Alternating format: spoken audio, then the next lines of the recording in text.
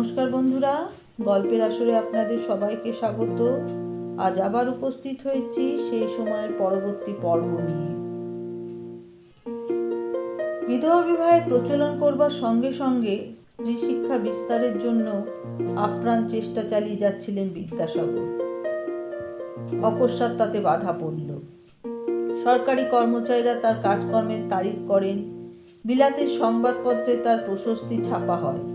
সেই জন্য বিদ্যাসাগর ধরেই নিয়েছিলেন যে তার সব প্রগতিমূলক কাজে তিনি সরকারের সমর্থন পাবেন। গ্রামে গ্রামে স্কুল খোলার দায়িত্ব দিয়ে সরকার তাকে স্পেশাল ইন্সপেক্টর অফ স্কুলস পদে নিযুক্ত করেছেন। সেই জন্য অতিরিক্ত পরিশ্রম করে বিদ্যাসাগর স্কুল খুলে চলেছেন। শুধু ছেলেদের জন্য নয়, বালিকাদের জন্য। বেথুনের নামে কলকাতা স্কুলটি চলছে নানা বাধা বিপত্তি এড়িয়ে। বিদ্যাসাগর সে স্কুল কমিটির সম্পাদক, কিন্তু তিনি বুঝেছিলেন গ্রামের অবলাদেরও মুখে ভাষা না জোগাতে পারলে দেশের নারী সমাজের অন্ধকার কিছুতেই দূর হবে না। স্কুল খোলা খুব কষ্টসাধ্য কিংবা ব্যয়সাধ্য নয়। যে গ্রামের লোকেরা স্কুলের জন্য জমি দিতে চায় এবং গ্রামবাসীরাই চাঁদা তুলে একটি স্কুল ঘর নির্মাণ করে দিতে প্রস্তুত, সেখানেই বিদ্যাসাগর নিজে গিয়ে একটি স্কুলের পত্তন করে আসেন। সেই স্কুলে শিক্ষকের মাস মাইনা দেবে সরকার। এক একটি স্কুলের জন্য মাসে 15-20 টাকা, বড় জোর 40-45 টাকা খরচ। হুগলি, বর্ধমান, মেদিনীপুর, নদিয়ায় ঘুরে ঘুরে বিদ্যাসাগর একটার পর একটা বালিকা বিদ্যালয় খুলে যেতে লাগলেন। এরকমভাবে 45টি স্কুল প্রতিষ্ঠিত হয়ে যাওয়ার পর সরকারের টনক নড়ল। সরকারের শিক্ষা বিভাগ থেকে বিদ্যাসাগরকে ডেকে বলা হলো, এত স্কুল খুলে যাচ্ছ, এত খরচ দেবে কে? বিদ্যাসাগর আকাশ থেকে পড়লেন। এই অশিক্ষিত মূর্খদের দেশে জ্ঞানের আলো বিতরণ করার জন্য ইংরেজরা কত বাণী দিয়েছে। এখন খরচের নামে তারা পিছিয়ে যাবে? আর কতই বা খরচ? এ পর্যন্ত প্রতিষ্ঠিত 45টি স্কুলের জন্য মাসিক মোট ব্যয় 845 টাকা। রাজকোষে এই সামান্য টাকার অকুলান। কিন্তু ইংরেজ সরকার এদেশে শিক্ষার প্রসার চায় কিছু কেরানি বা নিম্ন শ্রেণীর কর্মচারী সৃষ্টির জন্য। স্ত্রীলোকদের শিক্ষিত করে সরকারের কোনো লাভ নেই, কারণ স্ত্রীলোকেরা তো চাকরি করতে আসবে না। এমন অকাজে অর্থ ব্যয়ের ইচ্ছে সরকারের থাকবে কেন? বিদ্যাসাগর লম্বা লম্বা চিঠিতে অনেক যুক্তি প্রদর্শন করলেন, তবু সরকার অটল। এদিকে মাসের পর মাস চিঠি চালাচালির ফলে ওই 35টি বিদ্যালয়ের শিক্ষকদের বেতন বন্ধ হয়ে আছে। বিদ্যাসাগর নিজে ওই সব শিক্ষকদের নিযুক্ত করেছেন। সরকার বেতন না দিলে তাকেই দিতে হবে। আরেকটি ব্যাপারেও বিদ্যাসাগর লক্ষ্য করলেন।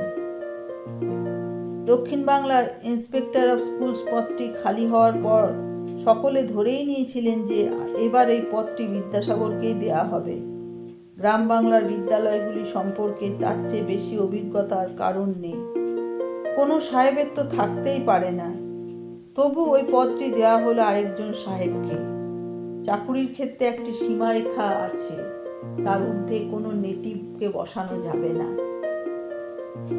বীরসিংহ গ্রাম থেকে আগত এই জেদি পুরুষটির আরেকবার ঘাড় ব্যাকা হলো। বিদ্যাসাগর 500 টাকা মাইনের সরকারি চাকরি থেকে পদত্যাগ করলেন। এখন অবস্থা এমন নয় যে চাকরি ছাড়লে বিদ্যাসাগরকে দারিদ্র্য বরণ করতে হবে। গ্রন্থ রচনা করে তার নিজস্ব আয় যথেষ্ট। কিন্তু তার মন ভেঙে গেল। শুধু এই ঘটনায় নয়, পরপর আরো কয়েকটিতে। কয়েক বছর আগে বিদ্যাসাগর তার বন্ধু প্যারীচরণ সরকারের বাড়িতে একদিন গিয়েছিলেন রসালাপ করতে। প্যারীচরণ বারাসতে স্কুলে পড়াচ্ছিলেন, সেখান থেকে তখন হিন্দু স্কুলের হেডমাস্টার হয়ে এসেছেন। প্যারীচরণ ইংরেজিতে যথেষ্ট পণ্ডিত। বারাসতে থাকার সময় একেবারে শিশুদের ইংরেজি শিক্ষার জন্য একটি বই লিখেছিলেন, তার নাম ফার্স্ট বুক। হিন্দু স্কুলে এসে সেই বইটির একটি নতুন সংস্করণ প্রকাশের জন্য ঘষা মাজা করছেন তখন। কথায় কথায় তিনি বিদ্যাসাগরকে বলেছিলেন, ঈশ্বর, তুমিও একটা শিশু শিক্ষার জন্য বাংলা বই লেখো না কেন? বিদ্যাসাগর প্রথমে কোনো উত্তর দেননি। প্যারীচরণ আবার বলেছিলেন, তুমি কি ভাবছো তোমার মতন এত বড় পণ্ডিত অ আ ক খ বই লিখলে তোমার মান যাবে? কিন্তু শিশুকালে যদি শিক্ষার ভিত্তি পোক্ত না হয় তাহলে বড় হয়ে পণ্ডিতি বই পড়বেই বা কজন? এসো, তুমি আর আমি মিলে শিশুদের বাংলা ও ইংরেজি বর্ণ পরিচয়ের ভার লই। কথাটা বিদ্যাসাগরের মনে লেগেছিল। এরপর একদিন পালকিতে যেতে যেতে তিনি অতি সরল কয়েকটি বাংলা বাক্য লিখলেন। পাখি উড়িতেছে, পাতা নড়িতেছে, গরু চড়িতেছে, জল পড়িতেছে, ফুল ঝুলিতেছে। গোপাল বড় সুবোধ, গোপাল আপনার ছোট ভাই ভগিনীগুলিকে বড় ভালোবাসে। লিখতে লিখতে নিজেই অবাক হয়ে গেলেন বিদ্যাসাগর। বাংলা এমন সহজভাবেও লেখা যায়?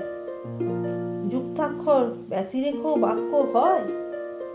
সংস্কৃতে অভিভাবকত্ব ছাড়াও বাংলা ভাষা নিজের পায়ে ভর দিয়ে চলতে পারে? কিছুদিন পরে তিনি প্রকাশ করলেন বর্ণ পরিচয় প্রথম ভাগ। প্রকাশের সঙ্গে সঙ্গে অভূতপূর্ব সাড়া পড়ে গেল। ঠিক এইরকম একটা গ্রন্থের যে অভাব ছিল সেটা বোঝা গেল যখন বিদ্যাসাগর এরকম একটি বই লিখলেন। বিক্রয় হতে লাগলো হাজারে হাজারে। বিদ্যাসাগর নিজেই প্রকাশক, সুতরাং অর্থাগম হতে লাগলো প্রচুর। তারপর রচনা করলেন বর্ণ পরিচয় দ্বিতীয় ভাগ। পরপর আরও কয়েকটি পাঠ্যপুস্তক লিখে ফেলার পরে তার নিয়মিত অর্থাগম হতে লাগলো। তিনি রীতিমতো ধনী ব্যক্তি। চাকরি ছাড়ার পরেও তিনি ধনী, কিন্তু অর্থশূন্য এবং ঋণগ্রস্ত। আয়ের চেয়ে তার ব্যয় বেশি। বিধবা বিবাহের জন্য তাকে ঋণ করতে হয়েছে প্রচুর। বিধবাদের বিবাহের জন্য তিনি শুধু আইনের প্রবর্তক করিয়ে নিরস্ত হননি, সামাজিকভাবে এই বিবাহ চালু করার জন্য তিনি নিজে একের পর এক বিবাহের ব্যবস্থা করে যাচ্ছিলেন। ক্রমে দেখা গেল এটি যেন তারই একার দায়। খরচ বহন করতে হয় তাকে। এমনও রটে গেল যে কলকাতায় গিয়ে কোনো বিধবা কন্যাকে বিবাহ করলে বিদ্যাসাগরই নববধূর গয়নাগাটি ও অন্যান্য সরঞ্জাম নিজে কিনে দেন। বিধবা বিবাহের নামে কেউ কেউ তাকে তঞ্চকতা করতেও ছাড়ল না। যেসব মান্যগণ্য ব্যক্তি এ কাজে তাকে সাহায্য করার আন্তরিক আশ্রয় দিয়েছিলেন তারাও একে একে পিছিয়ে গেছেন প্রায় সকলেই। অর্থ সাহায্যের প্রতিশ্রুতি দিয়েও ভুলে গেছেন। এমনকি তার সুহৃদরা অনেকেই উদাসীন এখন এ ব্যাপারে। চাকরি ছাড়ার পর বিদ্যাসাগর ঠিক করলেন যে কয়েকটি বালিকা বিদ্যালয় ইতিমধ্যে স্থাপিত হয়েছে সেগুলিকে কিছুতেই বন্ধ হতে দেওয়া হবে না। তার একার পক্ষে এতগুলি স্কুলের ব্যয় বহন করা দুঃসাধ্য। তিনি জনসাধারণের কাছ থেকে চাঁদা তুলে চালাবেন, কিন্তু তেমন সাড়া পাওয়া গেল না। তিনি সবিস্ময়ে টের পেলেন যারা মুখে সর্বদা বলেন যে স্ত্রী শিক্ষা আমাদের দেশের পক্ষে বিশেষ প্রয়োজনীয়, তারাও কার্যক্ষেত্রে কোনো সাহায্যের জন্য এগিয়ে আসেন না। এদেশের মানুষের মুখের কথার সঙ্গে কাজের মিল নেই।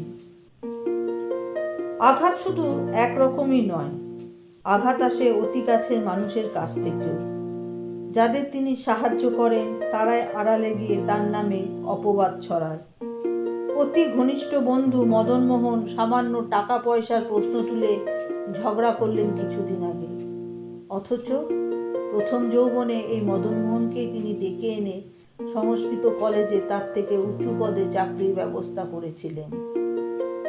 কিছুদিন অবসন্ন নিরুন্দম হয়ে রইলেন বিদ্যাসাগর। মনের সঙ্গে সঙ্গে স্বাস্থ্যও ভগ্ন হল। চুপচাপ বিছানায় শুয়ে থাকেন এবং গ্রন্থ পাঠ করেন। কিন্তু এরকম অবস্থা বেশি দিন চলতে পারে না। এক সময় তিনি ভাবলেন, আমি কি মানুষের ওপর বিশ্বাস হারিয়ে ফেলছি? মানুষের কথা ভেবে মানুষের জন্য তিনি ঈশ্বরের প্রতিও মনোযোগ দেননি। এখন মানুষের ওপর থেকেও যদি বিশ্বাস চলে যায় তাহলে তিনি কি অবলম্বন করে বাঁচবেন? আবার জোর করে ঝেড়ে ফেললেন মানসিক বিষাদ। ঠিক করলেন যে একটা কিছু কঠিন কাজের মধ্যে আত্মনিয়োগ করলে জড়তা কেটে যাবে। কিছুদিনের জন্য লেখার কাজ নিয়ে থাকবেন তিনি। এ পর্যন্ত টুকিটাকি ছোটখাটো বই লিখেছেন অন্তগুলি, কিন্তু বড় কিছু লেখার সময় পাননি।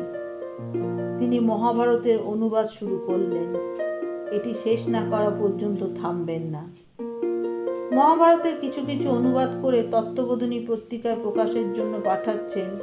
এই সময় একদিন এক যুবক এলো তার সঙ্গে সাক্ষাৎ করতে। যুবকটি তার পূর্ব পরিচিত, কিন্তু তাকে দেখে তিনি চিনতে পারলেন না। মুখখানি কালি বর্ণ, চক্ষু দুটি কোটরগ্রস্ত, এর ধুতি ও কুর্তা যথেষ্ট মূল্যবান হলেও পা দুটি খালি। বিদ্যাসাগর জিজ্ঞেস করলেন, তুমি কে হে বাপু? যুবকটি বললেন, গুরুদেব, আমায় বিস্মৃত হয়েছেন, আমি নবীন কুমার সিংহ। বিদ্যাসাগর নাম শুনে ভ্রু কুঞ্চিত করে রইলেন। তার ক্রোধের সঞ্চার হলো। এসব অস্থিরমতি ধনী দুলালদের সঙ্গে তিনি কোনো সংসর্গ রাখতে চান না। এই নবীন কুমার সিংহ অত্যুৎসাহ নিয়ে একসময় তার পাশে এসে দাঁড়িয়েছিল। প্রথম প্রথম প্রতিটি বিধবা বিবাহের অনুষ্ঠানে সে নিজে উপস্থিত থাকত। প্রতিটি বিবাহে সে 100 টাকা সাহায্য করবে এমন ঘোষণা করেছিল সংবাদপত্রে। তারপর হঠাৎ ভৌহা, আর তার কোনো সন্ধান পাওয়া যায়নি। 100 টাকা দূরে যাক, 1 পয়সা দিয়েও আর সাহায্য করেন না। অন্যান্য বনিয়াদিগরের ছোকরাদের মতো এরও যে পাখা গেজিয়েছে ও উঠতে শিখেছে, সে সংবাদ একটু একটু করে কানে এসেছে তার। যতই মুখে আদর্শের বুলিয়া ওরাক, রক্তের দোষ যাবে কোথায়? সুরা আর বার নারী ছাড়া এরা বাঁচতে পারে না। অপ্রসন্ন মুখে তিনি বললেন, চেহারা দেখে চিনবার উপায় নেই, তবে নাম শুনে চিনেছি। তবে আমি তোমার গুরু হলাম কিসে? তোমার মতন 2-4টে চেলা দেখলেই লোকে টের পেয়ে যাবে আমি কি দলের গুরু। নবীন কুমার বলল, আমি আপনার অতি অযোগ্য শিষ্য। আমি কি আপনার চরণার বিন্দু একবার স্পর্শ করতে পারি? বিদ্যাসাগর বললে, যদি ব্রাহ্মণকে প্রণামের মতি থাকে তবে করতে পারো। উপবিষ্ট অবস্থায় প্রণাম গ্রহণ করতে নেই বলে বিদ্যাসাগর উঠে দাঁড়াতে যাচ্ছিলেন। তার আগেই নবীন কুমার একেবারে তার পায়ের উপর ঝাঁপিয়ে পড়ে বললেন, আমি পাপী, আমি অপবিত্র। হু হু করে কাঁদতে লাগলো সে। বিদ্যাসাগর এরকম কান্নাকাটি খুবই অপছন্দ করেন। অপরকে অশ্রু বিসর্জন করতে দেখলেই তার চক্ষু সজল হয়ে আসে, এই তার এক মহা দুর্বলতা। এই বিলাসী উচ্ছৃঙ্খল যুবকটিকে তিনি অপছন্দ করেন।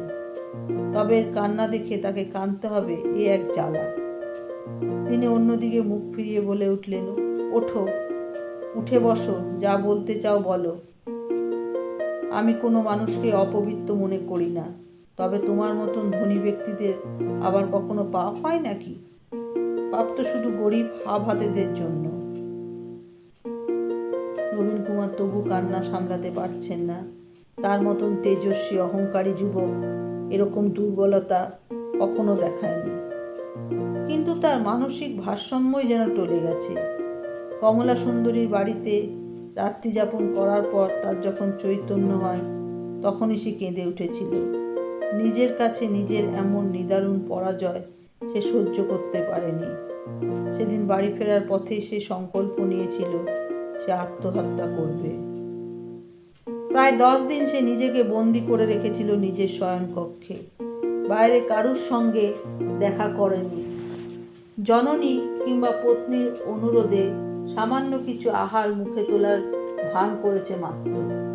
সে আত্মনিগ্রহে চরম দেখতে চেয়েছিল। ক্রমশ বেড়েই উঠেছিল তার জেদ। সে ভেবেছিল আত্মহত্যায় তার একমাত্র পরিণতি হতে পারে। নির্জন দুপুরে এসে চুপি চুপি বেরিয়ে গিয়ে ঝাঁপ দিয়েছিল তাদের গৃহের পেছনের দিকে পুকুরে। সন্তরণ জানে না সে। জলের গভীরে তলিয়ে যেতে যেতে বুক ফাটা যন্ত্রণার সঙ্গে সঙ্গে সে তৃপ্তিতেও বলতে চেয়েছিল, আহ, আমার শাস্তি শুধু আমি নিজেই দিচ্ছি, আর কেউ না। অবশ্য পরম বিশ্বস্ত এবং সদা অনুগামী দুলালচন্দ্র তাকে ঠিক সময় দেখতে পেয়ে জলে লাফিয়ে পড়ে এবং উদ্ধার করে আনে। নবীন কুমার দুলালচন্দ্রকে 5 বার চপেটাঘাত করে বলেছিল, আমার হুকুম ছাড়া তুই কেন আমাকে তুলেছিস, হারামজাদা। এরপর সে একদিন দুপুরে বাবার আমলের পুরনো কেলভিন কোম্পানির একটি পিস্তলে গুলি ভরে তার নলটি নিজের গলায় ঠেকে ট্রিগার টেনে দেয়। বহুকাল অব্যবহৃত পিস্তলটি নিজেই ফেটে যায় বিকট শব্দে। নবীন কুমারের 2টি আঙুল কিছু জখম হয় মাত্র। 2 বার প্রাণে বেঁচে যাওয়ার নবীন কুমার প্রাণ হরণের চেষ্টা থেকে বিরত হয় বটে, কিন্তু বিচ্ছিন্ন হয়ে যায় সামাজিক জীবন থেকে। মুলুকচাঁদের আখড়ায় সে আর কখনো পদার্পণ করেনি। তার বন্ধুরা তাকে কতবার এসে ডেকে ডেকে ফিরে গেছে, কিন্তু সে দেখা করেনি কারোর সঙ্গে। কিছুক্ষণ শুয়ে থাকলে তার চোখে সেই দৃশ্যটি ভেসে ওঠে। স্থূল কায়া কমলা সুন্দরী অতিশয় কাতরভাবে আকুলি বিকলি করে বলছো, ওগো আমার ছুঁয়োনি, আমার ছুতে নেই, আমি যে তোমার মায়ের মতন। আর নেশার ঝোঁকে দিগ্বেদিক জ্ঞান শূন্য নবীন কুমার তাকে আলিঙ্গন করে জড়িত স্বরে বলছেন, নাচ দেখাবে না নাচ, শুয়ে শুয়ে নাচ। প্রতিবার দৃশ্যটি মনে পড়লে ঘৃণায় তার শরীরে একটি ঝাঁকুনি লাগে। এক বিগত যৌবনা বারবনিতার দূষিত শয্যায় রাত্রি যাপন করতে হয়েছে তাকে। লোক পরম্পরায় সে জেনেছে যে ওই স্ত্রীলোকটি ছিল তার পিতার রক্ষিতা। সহ্য হয় না, কিছুতেই সহ্য হয় না। এজন্য সে কারুকে দোষ দিতে পারে না নিজেকে ছাড়া। হরিশকে সে দায়ী করতে পারে না কিছুতে, কারণ হরিশে কোনোদিন নিজে থেকে তাকে ডাকেনি। তাছাড়া নিজের কাজের সময় ঠিক সে উঠে যেতে পারে, তার মতন গা ভাসিয়ে দেয়নি। 4-5 মাস এই অবস্থায় কাটিয়ে দিয়েছে নবীন কুমার। গ্রন্থপাঠ করে সে মন ভোলাতে চেয়েছে। তারপর শুরু হলো একাকিত্বের যাতনা। তার পাপের কথা সে কারুকে জানাতে চায়, কিন্তু কাকে? ক্যাথলিকরা যেমন গির্জায় গিয়ে সব কথা উজাড় করে দিতে পারে, সেই রকম ভাবে বারবার একটি নামই মনে পড়েছিল তার, কিন্তু তার কাছে আসতে ভয় পাচ্ছিল সে। শেষ পর্যন্ত বুঝলো যে ওর কাছে যাওয়া ছাড়া গতি নেই। এতদিন পর বাড়ির বাইরে এসে নবীন কুমার অনুভব করলো যে মানসিক বৈকল্যের প্রভাব তার শরীরের ওপরেও পড়েছে। চলতে গেলে তার পা কাঁপে, মস্তিষ্কের মধ্যে ঝিমঝিম শব্দ। কয়েক বছর আগে সে গুরুতরভাবে পীড়িত হয়ে পড়েছিল, তখন তার বাঁচার জন্য বিকলতা ছিল প্রবল। এবার সে স্বেচ্ছায় মৃত্যু কবলিত হতে গিয়েছিল। এখনো সে জীবন সম্পর্কে বিতরা। জুড়ি গাড়িতে ওঠার অনেক পরে দেখলো যে তার দুপায়ে দুরকম পাটির জুতো। বিদ্যাসাগর তার হাত ধরে টেনে তুলে বলল, তোমার শরীরের এই অবস্থা হয়েছে কেন? বেশ দিব্যকান্তি ফুটফুটিটি ছিলে, কি পাপ করেছো তুমি, শুনি তো। অশ্রু সংবরণ করে নবীন কুমার স্থির হয়ে দাঁড়াবার চেষ্টা করল। তখনও তার শরীর কাঁপছে। বিদ্যাসাগর বললেন, বসো, শান্ত হও। নবীন কুমার তারপরও কিছুক্ষণ চুপ করে রইল। চক্ষু শুষ্ক হবার পর ধীর স্বরে সে বলল, আমাকে শাসন করার কেউ নেই। আমি স্বেচ্ছাচারীর মতো চলতে পারি। আমি কুপথে যাই না সুপথে যাই, সে ব্যাপারে আমি সম্পূর্ণ স্বাধীন। কিন্তু আমি আমার মনকে নিজের বশে রাখতে পারিনি, এই আমার পাপ। এই নবীন যুবকটির কথা শুনে বিদ্যাসাগর খানিকটা সকৌতুক বিস্ময় অনুভব করলেন। এরকম কাঁচা বয়সের অধিকাংশ যুবকই তো নিজের মনকে স্ববশে রাখতে পারে না, এ আর নতুন কথা কি? সদ্য সাবালকত্ব প্রাপ্ত হয়ে বিপুল সম্পত্তির অধিকারী হয়েছে, এদের পেছনে অজস্র ইয়ারবক্সি মোসাহেব জুটে যায়, তারপর মুন্ডুটি চিবিয়ে খায়। তিনি বললেন, পুরুষাকার থাকলেই মনকে নিজের বশে রাখা যায়। এ ব্যাপারে আমি তোমাকে কি প্রকারে সাহায্য করতে পারি বলো তো? আমার মতন ব্যক্তির কি জীবন ধারণের প্রয়োজন আছে? আমি মরতেও রাজি আছি যদি আপনি বলেন। আমি বললেই মরবে? এ যে বড় ভীষণ কথা। কেন মরবে কেন? কি এমন গর্জিত কাজ করেছো? তোমার মতন যুবকের কোনোদিনকে কোনো অভাব নেই, তবু মৃত্যু চিন্তা, এ তো ভারী আশ্চর্য। আমায় কেউ সুরাপান করতে নিষেধ করেনি। আমি ওই নেশা ধরলে সবাই ভাবতো স্বাভাবিক, তবু আমি বাল্যকাল থেকে সুরাপানকে ঘৃণার চোখে দেখেছি। অথচ কখন এই সময় আমি সুরাপায়ী হয়ে গেলুম? কুপল্লীতে নষ্ট মেয়ে মানুষদের অঙ্গ আমি কখনো কামনা করিনি, অথচ এক রাত্রি অবসানে আমি দেখলুম আমি সেখানেই শুয়ে আছি। কেন আমার এরূপ বিপরীত মতি? যে কাজে আমার অনুশোচনা হয় সে কাজ আমি নিজেই করি কেন? আপনি আমায় আত্মস্থ করে দিন। তুমি কি আমায় গুরু ঠাকুর ঠাউরেছে নাকি? আমি কোনো মন্ত্রতন্ত্র দিয়ে তোমার সারাতে পারবো না। যদি সুপথে থাকতে চাও, নিজেকে শোধরাতে চাও, নিজেকে ঠিক করতে চাও, নিজের মনকে শক্ত করো। মন যার নিজের বশে থাকে না, সে কোন উপায়ে মনকে শক্ত করবে? শোনো, যারা নিজের বিচার বুদ্ধি দিয়ে ন্যায় অন্যায় বুঝতে শেখে তারা কখনো পরের কথায় নাচে না। তোমার এখনো বুদ্ধি পাকেনি বোঝা যাচ্ছে। বয়সোচিত দুর্বলতায় যদি কিছু কুকর্ম করে থাকো এখনো ফেরো, সময় বয়ে যায়নি। তোমার অর্থ আছে, দেশের কথা ভাবো, লোকহিতের জন্য কিছু করো। মদ টেনে বয়টাগিরি করা অতি সহজ। গন্ডায় গন্ডা বড় মানুষের ছেলেরা তো তাই করছে। তুমি যদি প্রকৃত মানুষ হতে চাও তবে নিজের বিচার বুদ্ধিকে জাগ্রত করো। আপনি বলছেন আমার জীবন ধারণের সার্থকতা আছে? কোনো সৎ কাজ করতে পারলে জীবন সার্থক হয়। তুমি তো দু একখানা বই লিখেছিলে, সেদিকে আবার মন দাও। সামান্য গ্রন্থ রচনায় আমার আর আগ্রহ হয় না। গত পরশু থেকে আমি অন্য একটা কথা ভাবছি। আমি যদি সম্পূর্ণ মহাভারত বাংলাতে অনুবাদিত করি, তাতে কি আপনার পাপস্খলন হতে পারে? মুসলমানরা পুণ্য অর্জনের জন্য কোরআন নকল করে, আমিও যদি সেই মতো। বিদ্যাসাগর নবীন কুমারকে আপাদমস্তক দেখলেন। এবার তার ওষ্ঠে হাস্য ফুটে উঠল। সদ্য গুম্ফরেখা দেখা দিয়েছে এই যুবকের। এ সমগ্র মহাভারত অনুবাদ করবে বলে কি? কি বললে? তুমি মহাভারত হাতে লিখে নকল করবে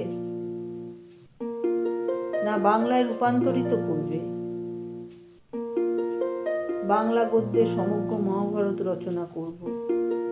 তুমি সমগ্র মহাভারত পড়েছ? জানো সে গ্রন্থ কতখানি বিশাল? আগে বাল্যকাল থেকে এই মহাভারত গ্রন্থ আমার বড় প্রিয়। কাশিদাসী নয়, মহাত্মা ব্যাসদেব বিরচিত যেটি। সম্প্রতি গত কয়েক মাসে গৃহবন্দী থাকাকালীন আমি আবার আদ্যপ্রান্ত এই গ্রন্থ পাঠ করেছি। এই কাজ বিপুল পরিশ্রম সাধ্য আমি জানি, কিন্তু এই শ্রম আমার প্রাপ্য। বিদ্যাসাগর উচ্চহাস্য করে উঠলেন। কয়েক মাস ধরে তিনি নিজেও মানসিক অবসাদে ভুগছিলেন। তা কাটিয়ে ওঠার জন্যই তিনি মহাভারত অনুবাদে প্রবৃত্ত হয়েছিলেন। এই যুবকও সম্পূর্ণ অন্য কারণে কিছুদিন যাবৎ মনোযোগী। সেই অবস্থা থেকে উদ্ধার পাওয়ার জন্য এও মহাভারত অনুবাদের কথা চিন্তা করছে। এই আকস্মিক মিলটি কৌতুকজনকই বটে। আরো কিছুক্ষণ নবীন কুমারের সঙ্গে এ বিষয়ে কথা বললেন বিদ্যাসাগর। তারপর তাকে বললেন, সপ্তাহখানেকের মধ্যে সে যেন কয়েক পৃষ্ঠা অনুবাদ করে এনে দেখায়। সেই লেখা দেখে তিনি নবীন কুমারের আন্তরিকতা বিচার করতে পারেন। এক সপ্তাহ লাগলো না। দুদিন পরে নবীন কুমার সঙ্গে নিয়ে এলো স্বরচিত 3 পৃষ্ঠা বাংলা মহাভারত। বিদ্যাসাগর মনোযোগ সহকারে পৃষ্ঠা 3টি পড়লেন কয়েকবার। তারপর বললেন, তুমি তো সত্যি বড় বিস্ময়কর ছোকরা দেখছি। তোমার রচনায় কয়েকটি ভ্রম আছে। 3 জায়গায় তুমি শ্লোকের ঠিক মতন অর্থ অনুধাবন করতে পারোনি। স্পষ্টই বোঝা যায় তোমার সংস্কৃত জ্ঞান তেমন নেই। কিন্তু তোমার বাংলা গদ্য ভাষাটি তো বড় চমৎকার, যেমন সাবলীল তেমনি ঝংকারময়। অপর লেখকদের রচনা আমি পড়ে দেখেছি, এমন গদ্য ভাষা সহসা চোখে পড়ে না। এরকম প্রাঞ্জল অনুবাদ লোকে আগ্রহের সঙ্গে পাঠ করে। তুমি সত্য বলছো? তিনি সম্পূর্ণ ভাবাত অনুবাদ করবে? নবীন কুমার বললেন, আপনার পা ছুঁয়ে শপথ করতে পারি। বিদ্যাসাগর বললেন, উত্তম কথা। তুমি এ কাজ একা কিছুতেই পারবে না। সংস্কৃত উত্তম রূপে না জানলে তোমার সারা জীবনের পরিশ্রমও কোনো কাজ হবে না। তোমার অর্থ আছে, কিছু পণ্ডিত নিযুক্ত করো। আমি সেরকম কিছু পণ্ডিত ঠিক করে দিতে পারি। তাদের দিয়ে সংস্কৃত শ্লোকগুলির সঠিক অর্থ নির্ণয় করিয়ে নেবে। কিন্তু ওদের ওই অং বংওয়ালা বাংলা গদ্য চলবে না। তোমার ওই সুন্দর ভাষায় সেই রূপ দাও। নবীন কুমার বলল, আপনি যেরকম বলছেন সেই রকমই হবে। বিদ্যাসাগর বললেন, দেরি না করে কাজে লেগে যাও অবিলম্বে। লঘু আমোদ ছেড়ে তুমি এই কঠিন কর্মে নিযুক্ত হলে তোমার উপকার হবে এবং তা আমারও আহ্লাদের বিষয় হবে। সেই জন্য আমি নিজে মহাভারতের যে অনুবাদ শুরু করেছিলাম তা বন্ধ করে দিলাম। তোমার মহাভারতই দেশে প্রচারিত হোক। নবীন কুমার বললেন, আপনি আপনি মহাভারতের রূপান্তর শুরু করেছিলেন? আমি জানতাম না। তবে তো আমার। বিদ্যাসাগর বললেন, আমি অল্পই করেছি, সেখানেই ক্ষান্ত হব। ভালোই হলো, আমি অন্য কাজে মন দিতে পারবো। তোমার ভয় নেই, আমি মধ্যে মধ্যে তদারক করে আসবো তোমাদের অগ্রগতি। আমার যেটুকু সাধ্য তা দিয়ে তোমায় সাহায্য করতে বিরত হব না। বন্ধুরা, আজ এই অবধি। পরবর্তী পর্ব নিয়ে খুব শীঘ্রই উপস্থিত হব। যদি আপনাদের ভালো লেগে থাকে তাহলে দয়া করে লাইক ও শেয়ার করবেন, আর যারা নতুন সাবস্ক্রাইব করবেন। ধন্যবাদ।